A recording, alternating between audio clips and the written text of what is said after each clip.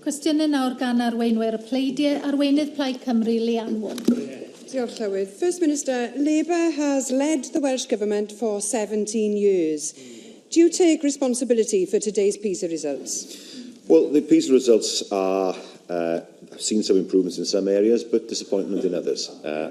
From our perspective, we want to see the journey continue, because if you believe the Pisa tests are important, and I do believe they're important, then you have to recognise that the OECD itself has said that we are doing the right things and we are on the right journey. So it's a matter of making sure we continue with what we have been doing. Now, those are not my words, those are the words of the OECD. Nobody can be complacent. Nobody can accept the situation as it is. We've seen some improvements, but not enough. It's a matter now of staying the course as the OECD has advised us to do. Well, that sounds pretty complacent to me, First Minister. And I think it says quite a lot that you won't take responsibility for the results that we've seen today. Now, the Labour government has predicted improvement. We've heard it all before. Last year, your Education Minister said a huge amount has happened since the disappointing 2012 test results. He also said, I would anticipate and I would hope for palpable improvement.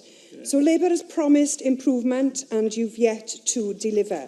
First Minister, you yourself admitted that you've taken your eye off the ball when it comes to education. And the result is that today, Welsh scores for reading are worse than a decade ago. Welsh scores for maths are worse than a decade ago. Welsh scores for science are worse than a decade ago. Pupils, parents, teachers deserve the improvement that you said would happen. First Minister, when will we see improvement? And if you can answer that question, can you also tell us how can we believe you? Look at the GCSE results and you will see that those results have improved greatly since 2010, an improvement of nearly 10% in terms of those getting the right grades at GCSE. They are encouraging.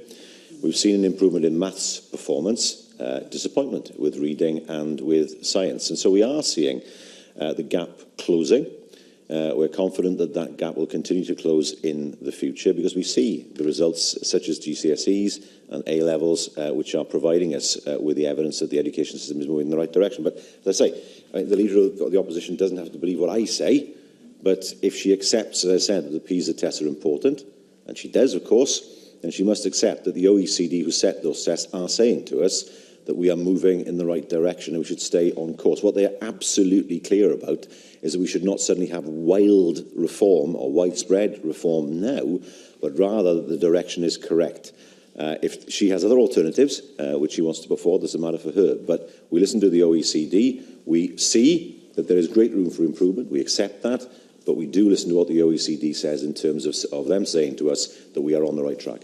First Minister, you were the government. You were the ones who have promised improvement. And the reason that I ask you about those improvements is that you've got a record of moving the goalposts on this. You are the ones who have chosen to fully participate in PISA and to use it as a credible benchmark.